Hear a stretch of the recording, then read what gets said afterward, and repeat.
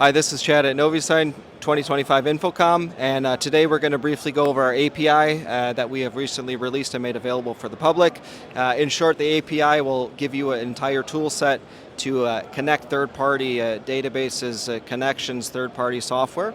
And if we're looking at our touchscreen kiosk here, and we select API, but essentially we have a catalog service that you can connect with our system on the back end, and you can sync and play so that the data will automatically update. Let's say, for example, you have a restaurant and you want to display your accurate prices, and you want to pull them from the POS. So with our system, you'd be able to connect the POS feed, okay, right here, point of sale feed, with our catalog service, and it would be pushed and synced. So when your POS automatically updates, say, a price of French fries from $1.99 to $2.99, it will automatically sync up with our system, send it to the player, and then go to the screen.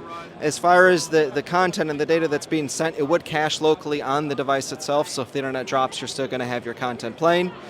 Utilizing the API, it's going to open the door to a lot more possibilities to automate things, connect things.